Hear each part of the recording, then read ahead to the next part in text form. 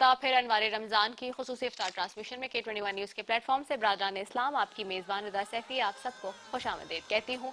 और जैसे कि मैंने बताया था कि रब ताला का शुक्र है नाज़रीन, उसका करम है परवरदिगार का कि आज हम 23वें रोज़े में दाखिल हो गए और अभी आप एक लंबे वक्फे की तरफ गए हुए थे। ट्रांसमिशन का आगाज़ हुआ है और शेफ़ असद आपको आज बता रहे थे कि जी क्या जल्दी जल्दी ख़वातीन पका सकती हैं इस टाइम पे, इफ्तारी के टाइम पे, और घर में सर्व कर सकती हैं, क्योंकि ये बड़ा क्रूशल टाइम होता है ख़वातीन के लिए घर में, ख़ास तौर पे कि जी टाइम कम होता है। आजकल तो गैस की लोड शेडिंग भी बहुत ज़्यादा है, तो उसकी वजह से ख़वातीन को कम टाइम में ज़्यादा मेहनत करनी पड़ती है और जल्दी जल्दी कुकिंग करनी पड़ती है कि कोई ऐसी चीज़ मिल जाए, ऐसी रेसिपी मिल जाए ताकि झटपट बना के वो घर में पेश कर सकें तमाम फैमिली मेंबर्स को। तो आज 23वें रोजे पे हम बात करेंगे जहां पे जहन्नुम की आग से निजात का अशरा, तीसरा अशरा, वहीं पर हम बात कर रहे हैं कससुल अंबिया की। और आज हजरत मूसा अलैहिस्सलाम के हवाले से मैं आपको बयान करूंगी जो सारा मामला है, उनके जो वाकयात हैं उसके ऊपर। साथ ही जी आज मेहमान भी बड़े ज़बरदस्त यहाँ मौजूद होंगे, उलमाए कराम और मुफ्ती कराम और नातख़्वा हमारे साथ यहाँ पर होते हैं, आपको मालूम है। उस पर भी बात करूंगी। और साथ ही जी आज के आउटफिट की भी बात कर लें। सबसे पहले जी आज का आउटफिट हमें स्पॉन्सर किया है ज़राफ़ीज़ ने। Thank you so very much ज़राफ़ीज़ कि आपने इतना प्यारा आउटफिट भेजा। और जी www.zarafeez.com पे आप जा सकते हैं और जाके अपने ईद की जितनी भी इनकी न्यू कलेक्शन आई है उसमें अपना आउटफिट जो है वो ऑर्डर कर सकते हैं ईद के लिए। मेहमान भी हमारे साथ यहाँ मौजूद हैं, उनकी तरफ भी जाऊंगी। मेरे साथ आज मौजूद हैं जी बहुत ही ख़ास मेहमान, आप पिछले साल भी उन्हें हमारी ट्रांसमिशन में देख चुके हैं। और जहाँ ट्रांसमिशन की बात होती है रमज़ान की, उसमें पहले भी हमारे साथ आ चुके हैं और बड़ी ही ज़बरदस्त किस्म की बातें हमने उनके साथ की, आज भी करेंगे। तो मेरे साथ निसार खोड़ो साहब हैं, पाकिस्तान पीपल्स पार्टी से सीनियर मरकज़ी रहनुमा है। सेंटर निसार खोड़ो साहब को खुशामदीद भी कहते हैं अपने इस साइड पे। अस्सलाम वालेकुम सेंटर साहब, सबसे पहले तो आपको रमज़ान की बहुत बहुत मुबारकबाद। अब तो ये महीना जा रहा है, बहुत शुक्रिया। कैसे देखते हैं, एक डिसिप्लिन आ जाता है हम लोगों की ज़िंदगी में। हम देवन से बात कर रहे हैं इस महीने में सबसे जो अच्छी बात और जो प्यारी बात होती है, क्योंकि पिछले 11 महीनों में हम सब इतनी ज़्यादा दुनियावी चक्कर में मसरूफ़ हो चुके होते हैं कि वो जो एक डिसिप्लिन है ज़िंदगी को गुजारने का और सारी चीज़ें करने का, वो एक बहुत प्यारे तरीके से आ जाता है। आप इसको कैसे देखते हैं? साढ़े 12 महीने रहे तो क्या खराबी है। ठीक है, रमजान रमजान मुबारक का बहुत ही अहम महीना है और दीनी फरीदा है कि जी रोजे रखो, एक महीना सब्र करो, जी एक महीना बर्दाश्त करो, एक महीना अपने नफ्स पर कंट्रोल करो, एक महीना अपने जो औकातकार हैं आपके उनको डिसिप्लिन करो। ठीक है, तो ये एक जिंदगी गुजारने का तरीका है। नमाजें रोज फर्ज हैं, चाहे रमज़ान शरीफ हो या ना हो। बिल्कुल। और रही बात कि आपको सहरी के लिए तैयारी करनी है, लेकिन सहरी की तैयारी की क्या बात है, वैसे भी आप सुबह की अगर नमाज पढ़ते हो, अगर सुबह की नमाज पढ़ते हो तो सहरी भी हो जाती है। ठीक है, तो इस लिहाज से कोई ऐसी वो कोई नई बात नहीं है। ठीक है, हाँ, आपके जिस्मानी तौर पर भी एक रिवाइवल होता है आपका। ये ज़रूरी नहीं है कि रमज़ान शरीफ में बहुत ज़्यादा खाना खाना चाहिए, मैं इस चीज़ को नहीं मानता। ज़रूरी नहीं है कि आप सुबह को यूं पेट भर के खाओ कि सारी दिन डुकार मारते रहो, ये बात भी नहीं है। और इफ्तारी पर भी हम तो पुराने ज़मानों के लोग हैं, हम तो ये कहते थे एक खजूर खा ली उसके बाद खाना खा लिया। लेकिन अभी हाई टी होती है, हाई टी, समोसे, पकोड़े, ये चीज़ वो चीज़, आलू चाट, दही बड़े और ये पानी पूरी और पता नहीं क्या क्या, ये हाई टी होता है। ट्रू। ये हाई टी करने का वैसे तो मैं समझता हूँ इतना ज़्यादा तुक नहीं है। आप इफ्तारी करके खाना खा लो, ये और ज़्यादा बेहतर है कि सोने से पहले आपका खाना हजम हो जाएगा। सही। आप फिर सो जाओगे टाइम से, फिर सहरी पे उठोगे, 3 दफ़ा की जगह 2 दफ़ा आपको खाना पड़ेगा, ये आपके जिस्म के लिए भी बेहतर है। अगर इस तरह से डिसिप्लिन अगर कोई कर दे तो मैं समझता हूँ वो कहीं ज़्यादा बेहतर है बजाय इसके कि 3-4 दफ़ा खाना खाने से। सही। रही बात सब्र की, तो सब्र सिखाता है, बर्दाश्त करने की तो सिखाता है, नफ्स को कंट्रोल करो। बेसिकली बात है नफ्स की कंट्रोल की बात। और नफ्स में ख्वाहिशें, और ख्वाहिशों को कंट्रोल करो, अपने आप को अल्लाह के सामने जवाबदेह समझो। और क्योंकि हम सब कहते हैं ना कि अल्लाह हर एक बंदे के साथ है, नाखून के से भी करीब है अल्लाह, नाखून से भी करीब है, हम ये भी कह, एक एक सांस में अल्लाह है। शायरक तो से हम, ज्यादा हाँ, करीब, बिल्कुल शायरक से ज्यादा करीब है कहते हैं, बिल्कुल। शहरग हाँ, हो या सांस हो, हाँ, बात तो एक ही है ना, बिल्कुल, सांस हाँ जी, लेना भी तो हर बिल्कुल, सेकंड में सांस लिया जाता है। बिल्कुल, तो एक लिहाज से आप उसको उस अंदाज में अपने आप को ढाल लो जैसे अल्लाह हमें चाहता है। ये कहना है। अच्छा खासा मौसम रहा इस महीने में, रमज़ान शरीफ में मौसम भी मुनासिब रहा। अप्रैल के महीने में 21-22 तारीख को ईद हो जाएगी, और अगला साल जो है और भी बेहतर मौसम में आएगा। हाँ जी, ये तो हाँ, है। अगला साल और भी बेहतर मौसम में आएगा। तो जिसने भी रोजे रखें अल्लाह उसको मुबारक करे। और अभी तो बड़ा रोजा आने वाला है, 27 वाला, बिल्कुल ऐसा ही है 21 वाला कल परसों पूरा हुआ है, जी, कल परसों वो हुआ है, 27 का वो हो रहा है, आखिरी जुमा आ रहा है। बिल्कुल ऐसा तो ही ये है। सब चीज़ें जो हैं अल्लाह अल्लाह की बरकत है। अल्लाह अपना खैर करता है अपने इंसानों पर जो उनकी बंदगी में दिन गुजारते हैं। बिल्कुल ऐसा, बंदगी के साथ जब आप नफ्स पे कंट्रोल करोगे तो फिर हुकूकुल इबाद भी देखोगे। बिल्कुल ऐसा ही है। अगर नफ्स पे कंट्रोल किया, यानी सेल्फिशनेस अगर ख़त्म किया आपने, तो फिर आप ज़रूर किसी और का ख्याल रखेंगे, उसके साथ इंसाफ करेंगे, किसी यतीम के साथ इंसाफ करेंगे। ये वो सारी चीज़ें हैं जो एक डिसिप्लिन ज़िंदगी सिखाती है। बिल्कुल ऐसा ही है। या तो सर साहब, बड़ी अच्छी बात आपने की कि डिसिप्लिन भी सिखाता है और हुकूकुल इबाद का हमें ख्याल रखना चाहिए, और असल तो हमारा इम्तिहान ही हुकूकुल इबाद का जो दुनिया में अल्लाह ने हमें बिल्कुल, भेजा। बिल्कुल। अब आप कैसे इस चीज़ को मैनेज करते हैं ख़ास तौर पे, क्योंकि जब जाहिर बात है आपके ऊपर भी बहुत बड़ी जिम्मेदारी है, आप काफ़ी अरसे से सियासत भी कर रहे हैं और सियासत का डायरेक्टली ताल्लुक है हुकूकुल इबाद से देखा जाए तो। लोगों के साथ, जी हाँ। हाँ, तो आप इसको कितना अपने तौर से, चूंकि अब नए जो पॉलिटिशियन आएंगे सियासत में, जो नए सियासतदान आ रहे हैं, आप उनको कैसे क्या पैगाम देते हैं और कैसे समझते हैं कि देखिए, जो आपने अपनी पूरी जिंदगी कोशिश की कि जी मैं लोगों का ख्याल रखूं, लोगों के साथ जाती ना हो और फेयर डिस्ट्रीब्यूशन की बात हो, तो हुकूकुल इबाद की जहां पे हम बात कर रहे हैं खास तौर पे, कैसे आप नए आने वाले लोगों को ये समझाएंगे या बताएंगे कि किस तरह आप मैनेज करते हैं अपनी जिंदगी में? एक ही बात सुने, नौजवान नस्ल के लिए अगर आप बात कर रही हैं, हमारे पास लाइब्रेरीज हैं, लाइब्रेरीज में किताबें हैं, किताबों में वो शख्सियात हैं, उनका जिक्र है जिनको हम एक नमूने के तौर पर सोचते हैं। क़ायद-ए-आज़म मोहम्मद अली जिन्ना, क़ायद-ए-आज़म मोहम्मद अली जिन्ना के किरदार को पढ़ने में किसी ने हमें रोका है? नहीं, उसकी जद्दोजहद को समझने में किसी ने हमें रोका है? बिल्कुल भी नहीं। साथ ही साथ उसके साथ अल्लामा इकबाल की बातें करते हैं हम, क्या उसकी शेर व शायरी पढ़ने से हमें किसी ने रोका है? नहीं, क्या शेर व शायरी पढ़ने के बाद उसको समझने से हमें किसी ने रोका है? इस तरह से लाखों लोग हैं, चाहे ख़वातीन हो चाहे मर्द हों, उन्होंने अपना अपना किरदार अदा किया है इस मुल्क के सियासी निज़ाम में। कह सकते हैं बड़े बड़े नाम हैं, अगर जहाँ क़ायद-ए-आज़म मोहम्मद अली जिन्ना की बात करते हैं, वहाँ फातिमा जिन्ना साहिबा की बात करना भी ज़रूरी है। बिल्कुल ऐसा ही। और जहाँ उनकी बात करते हैं तो ज़ुल्फ़िकार अली भुट्टो शहीद का नाम भी सर फहरिस्त आता है, बिल्कुल, क्योंकि आधे पाकिस्तान के बाद ये पाकिस्तान जो है उसका तो पहला लीडर तो शहीद ज़ुल्फ़िकार अली भुट्टो था। ट्रू, फिर उसके बाद वो उन सारे लोगों का वो जद्दोजहद का साल, वो जद्दोजहद के साल जो उन्होंने कभी गैर जमहूरी हुकूमतों के सामने निभाया, उन सारे लोगों का किरदार, जिसने बड़ी तकालीफ बर्दाश्त की, जिसने कोड़े और गोलियां और फांसियां बर्दाश्त की, वो उन सब ने भी एक किरदार अदा करके सियासत को जिंदा रखने की कोशिश की है।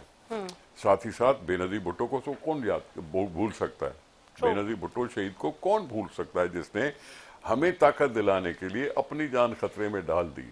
भुट्टो साहब ने कहा यहाँ एक आदमी एक वोट के बराबर है, ना कोई सरदार है, ना कोई जागीरदार है, ना कोई वडेरा है, सब एक सिफ में खड़े हैं, जैसे कुरान में लिखा हुआ है। जैसे सुन्नत है कि महमूद व अयाज इकट्ठे हो गए नमाज में, न कोई बंदा रहा न कोई बंदा नवाज, एक वोट एक आदमी, सही। ये इक्वालिटी पैदा करता है। इक्वालिटी पैदा करते हुए जो जदोजहदें हुई हैं उसको जहन में रखकर अपने आप को अगर हम डाल सकते हैं तो डाल सकते हैं। सही। यही एक तरीका होता है सीखने का, पढ़ने का, समझने का, सोचने का। और इसमें ये और बात है कि हमारी लाइब्रेरीज में जाने का शौक ज़रा कम हो गया है।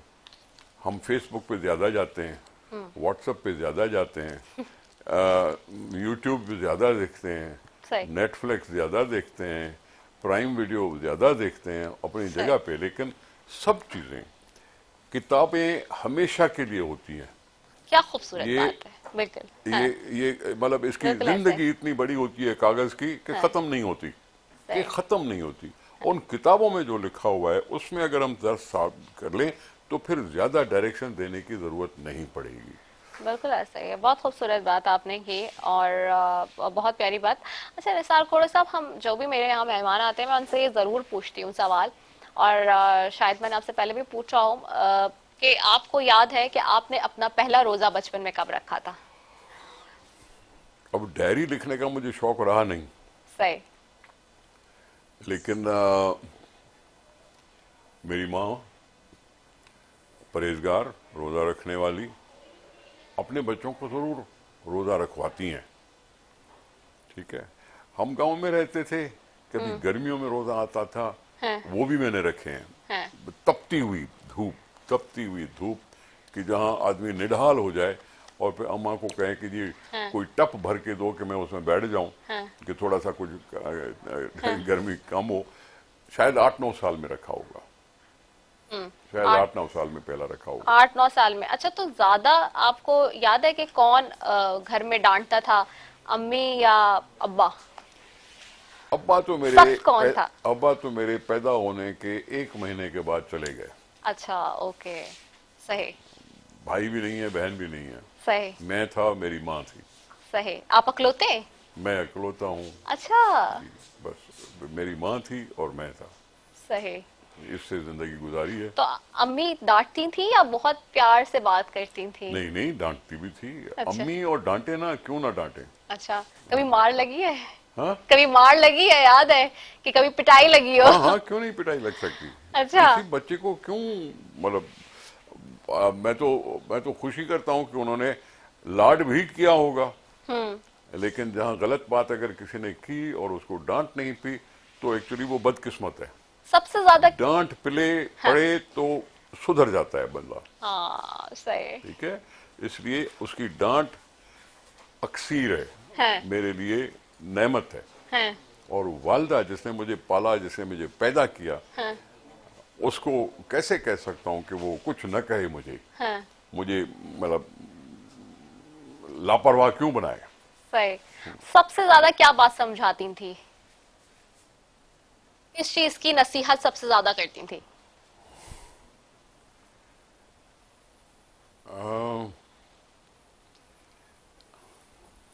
मुझे वो दर्श नहीं देती थी। अच्छा। I am sorry. हाँ। वो दर्श देने वाली तरीका नहीं होता था। ओके। ठीक है, लेकिन पढ़ाई पर तवज्जो, हाँ।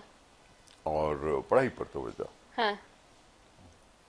बाकी खेल कूद तो हर बच्चा करता है, कुछ ना कुछ शिकायतें शरारतें हर बच्चा करता है, लेकिन ज्यादातर पढ़ाई का जरूर जोर होता था। अच्छा, आई सी। जबरदस्त। अच्छा, गुफ्तगू का सिलसिला नाज़रीन यहाँ पे हमारा जारी है और निसार खोड़ साहब मेरे साथ बैठे हैं, और जहाँ मैंने आपको बताया आगाज में कि हम बात करेंगे आज हज़रत मूसा अलैहिस्सलाम के हवाले से भी, और जहाँ हज़रत मूसा अलैहिस्सलाम की बात कर रहे हैं वहीं पे हज़रत मूसा अलैहिस्सलाम और फ़िरौन का वाक़या थोड़ा सा बयान करती हूँ और फिर आगे भी इस पे चलेंगे। कि कुछ यूं है कि जब फ़िरौन और उसकी बीवी हज़रत बीबी आसिया यानी कि एक साथ जब सैर तफरी के लिए एक दफ़ा निकलते हैं, दरियाए नील पर पहुंचे, तो इस वक्त फ़िरौन की बीबी आसिया की नजर एक संदूक पर पड़ती है जो कि तैरता हुआ आ रहा होता है पानी पर, जो दरियाए नील पर तैरता हुआ जा रहा था। याद रहे आपको यहाँ बताने के लिए कि फ़िरौन का जो नाम है, वैसे तो हम ये किताबों में पढ़ते हैं, लेकिन उसका जो असल नाम है वो वलीद बिन मौसब बिन रेयान था, जो कि एक बहुत ही बड़ा जालिम और सरकश बादशाह गुजरा, और इस वक्त मिस्र के बादशाहों को फ़िरौन कहा जाता था। बीबी आसिया ने फिरौन को मुखातिब करके कहा कि संदूक के अंदर क्या है। ये सुनकर फिरौन ने अपने वजीर को फौरन संदूक निकालने का हुक्म दिया, जिस पर फिरौन के वजीर ने हुक्म की तामील करते हुए उस संदूक को निकाल लिया। आगे क्या हुआ इस पे भी मजीद बात करेंगे, लेकिन मेरे साथ यहाँ पे जी मौजूद हैं साबरी सिस्टर्स, और उनकी तरफ भी जाऊंगी, हमारे सेट पे मौजूद है, और आज उनसे पूछूंगी कि वो क्या कलाम तैयार कर कर लाई हैं और क्या आज सुनाएंगी हमें। तो साबरी सिस्टर्स मेरे साथ मौजूद हैं। अस्सलाम वालेकुम, कैसी हैं आप लोग? आज कौन सा कलाम आप लोग पेश कर रही हैं? जी बहुत ही खूबसूरत कलाम है, मशहूर ज़माना कलाम है, वो झोली देनी। चलिए जी।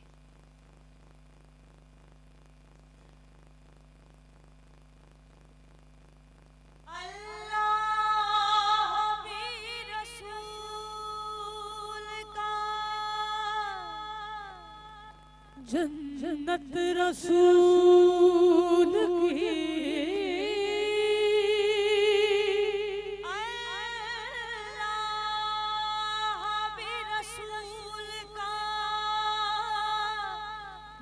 जन्नत रसूल की तो दोज़ख में कैसे जाएगी उम्मत रसूल की। तुम्हारे आस्ताने से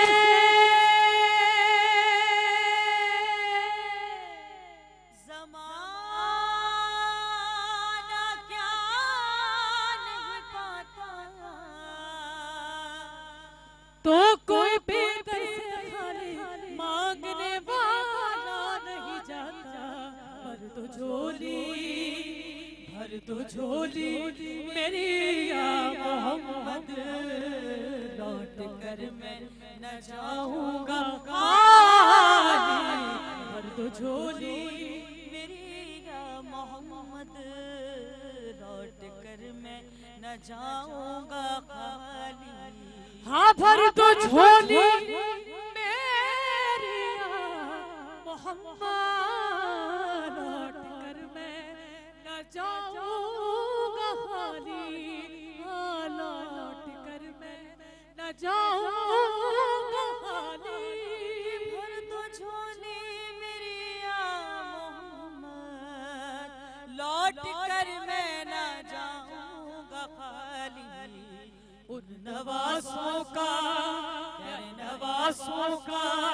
उन नवासों का सदका अता हो, उन नवासों का सदका अता हो। नबी जी दर पे आया हूँ बनकर सवाली, दर पे आया हूँ बनकर सवाली।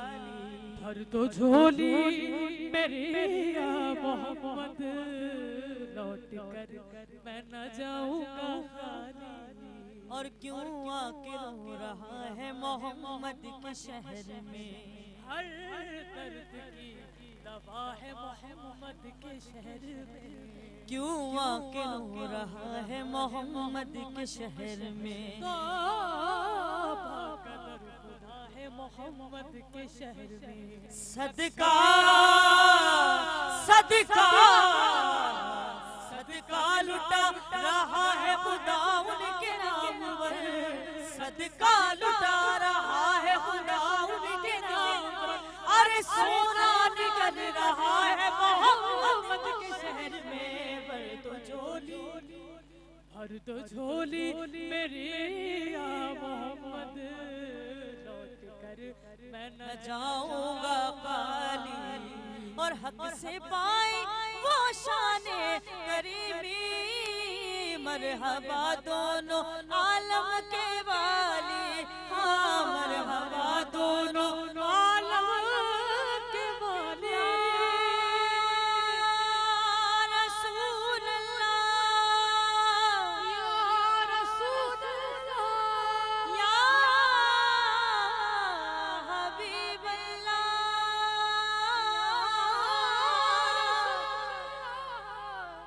या रसूल अल्लाह। और हक से पाए वो शाने करीबी, मरहबा दोनों आलम के वाली।